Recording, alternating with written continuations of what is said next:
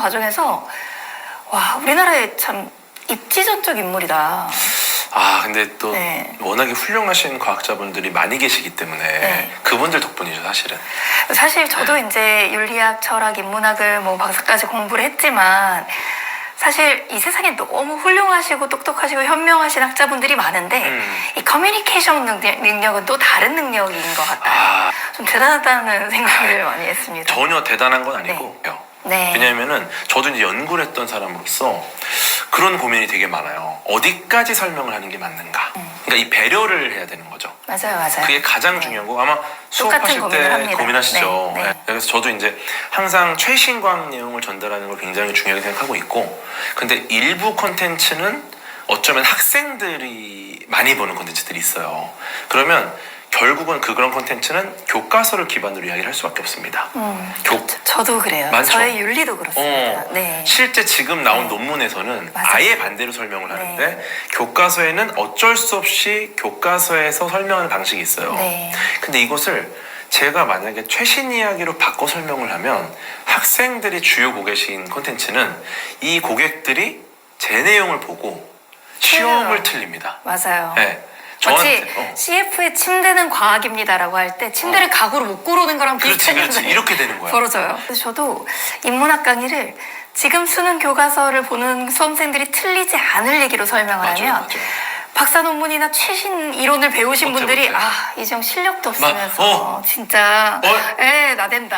아니, 예. 이런 일이 똑같이 벌어지네요. 예. 네. 실력도 없는 애가 전문가라고 나선다. 근데 아무것도 모르는구만. 그렇죠. 그래도 궤도님도 사실은 분명히 과학 진짜 전공자 연구에만 집중하시는 학자님들 입장에서는 얄미운 부분도 있을 거고 정말 방송인들 입장에서는 웬 생태계 교란자가 나왔다고 생각할 수도 있는 그런 이방인으로서 시작을 하셨는데 약간 그런 것 같아요. 이제 독수리가 새가 날기 위해서 공기의 저항이 있어야지만 더 높게 나는 것처럼 그렇죠. 그런 과정들을 겪으신 게 아닌가라는 생각을 해봅니다. 그렇죠. 하여튼 우주에서 공기의 저항이 거의 없다면 아주 약한 추력으로도 거의 광속의 70%까지 가속이 될 수가 있습니다. 그래서 저랑 싸울래요? 그래서 이제 이온 추력기 같은 걸 쓰거든요. 그래서 네. 힘이 엄청 약해요. 네. 겨울에 눈 올 때 손등에 눈송이 떨어지는 힘 있잖아요. 그 정도 힘. 눈과 친구 많이 없죠. 근데 그게 쌓이면 정말 광속이 50% 70%까지 가되니까 그런 세상이 오지 않을까요?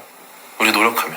방금도 교과서 얘기를 하셨지만 이제 앞으로 인공지능 시대가 바뀔 거잖아요. 근데 저는 과학자의 시각에서 인공지능 시대에 대한 예측 그리고 이제 과학자의 시각에서 우리 미래 아이들이 자라날 때 인공지능 시대에 가장 갖춰야 될 역량을 어떻게 생각하시는지 너무 궁금해요. 저는 인공지능 시대가 정말 제레미 리프킨이라는 학자가 얘기한 것처럼 노동의 종말의 시대가 정말 과언이 아닐 정도로 지금 존재하는 직업의 거의 80%가 사라지고 기계와 휴머노이드 로봇으로 대체될 것으로 봐요.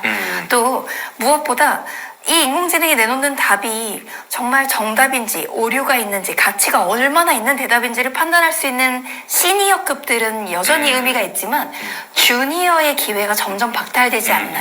사회에 새로 주니어가 공급되지 못하기 때문에 더 정체되는 인류의 어떤 노동의 어떤 정체기도 오지 않나라는 생각이 좀 제 나름대로는 상당히 무섭고 그것 때문에 인공지능에만 의존하고 어떤 지식의 양으로 모든 것을 승부 보는 세계가 아니라 인공지능이 따라오지 못하는 인간만의 정신적인 영역 때로는 정말 과학적으로 검증되지 않더라도 영감이나 초계 영역들을 잘 개발하는 과정에서 인공지능과는 또 다른 세계의 인류의 혁신적인 천재 모델이 나와야 된다고 저는 생각해요. 근데 그것이 어떤 의미에서는 영성적 모델일 수도 있고 아니면 정말 비과학과 비논리적이라고 생각되지만 인간만이 만들어낼 수 있는 허구의 것들이 가져다주는 인간의 상상력의 자극일 수도 있겠다는 생각이 들어요. 왜냐하면 그게 과학적 증명은 아니어도 인간에게 위안과 위로를 주는 측면과 실질적인 삶의 변화를 가져온다면 이걸 비과학이나 비논리라고 쳐내면 안 되지 않나가 저의 이제 인문학적 통찰 중에 하나거든요. 근데 물론 이거에 반박이 있으실 것 같아요. 근데 이게 그거는 확실히 구분하는 게 맞을 것 같아요. 이게 반지성인지 혹은 지성인데 우리가 아직 밝혀낼 수 있을 만큼 충분히 똑똑하지 않은지. 네. 예, 예를 들어서 아예 반지성에 해당하는 영역들이 있어요. 이것은 논리적이고 과학적이지 않은 부분들. 네. 근데 아마 말씀하신 내용은 지금 어떤 영적인 뭐 여러 윤리적인 뭐 조금 우리가 과학적이지 않은 이야기로 비과학일 수 있다 이런 말씀하셨지만 엄밀히 말하면 사실 과학적인데 아직 우리가 과학이 검증하지 네, 못한 영역을 얘기하는 그렇게 거죠. 볼 수 있는 게 맞을 것 맞아요. 같아요. 왜냐면 네. 과학의 영역이 아예 아닌 것들도 있거든요. 네. 네, 그래서 뭐 계속 이야기를 하고 있지만 아까 전에 인공지능 얘기하신 것도 우리가 멈출 수 없어요. 왜냐면은 불가능해요. 네, 근데 예전부터 계속 그 멈추려는 시도들이 계속 있었어요. 모든 변화의 시점에는 항상 멈추려고 했습니다. 예를 들어 처음에 자동차가 등장했을 때 그 무시무시한 금속 덩어리를 누가 타냐? 도로는 말이 그렇죠. 다녀야지. 네. 너무 흉측하다. 그리고 네. 마부들은 그러면 다 실직하는데 네. 어떻게 할 거냐? 네. 그리고 막 처음에 기계장치 나오니까 러다이툰도 났어요. 오한마루 막 두드려 패요. 맞아요. 오한마루 기계 내려치던 분들 어떻게 했습니까? 백수입니다 그냥. 네. 네, 내려치고 집에 가는 거예요. 네. 그러니까 어떻게 보면은 그런 식의 어떤 반발만으로는 해결할 수 없는 일들이 계속 일어나고 이걸 변화라고 부른다는 걸 우리는 알고 있죠. 네. 네, 근데 다행인 건 마부들이 다 실직을 하고 말이 도로에서 사라졌을 때 택시 드라이버나 버스 드라이버 같은 분들이 등장을 합니다. 등장하죠. 네, 그분들은 처음에 말로다가 사람을 옮길 때 벌던 비용보다 훨씬 많은 돈을 벌어요. 왜냐면은 훨씬 먼 거리를 훨씬 빠르게 이동하니까 예전에 말을 타고 사람들을 이동시킬 때는 하루에 뭐 한 20명, 30명? 택시를 운전할 때는 거의 한 100명을 옮길 수 있는 거죠. 네, 그러니까 한 지금 추산으로는 예전에 한 10년 전만 해도 AI 시대 사라질 직업 뭐 1순위 텔레마케터고 쫙 나와요. 맞아요. 맞아요. 네, 근데 강사도 이게- 사라지는 중. 네, 뭐 회계사 뭐 딱 있어요. 네, 네. 근데 이게 의미가 없는 게 지금은 이제 사라지는 직업을 리스트업하는 게 의미가 없다. 왜냐?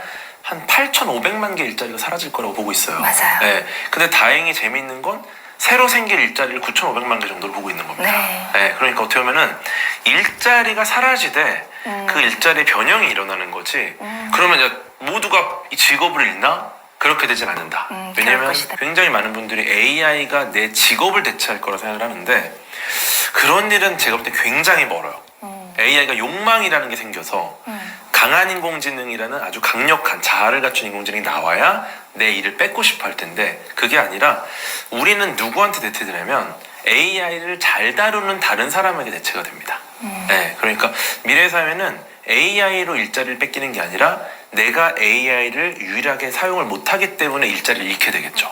네, 그러니까 어쩌면 AI가 거의 필수가 되는 거고 네. 네, 굉장히 훌륭한 우리 동반자가 될 거라고 봅니다. 그럼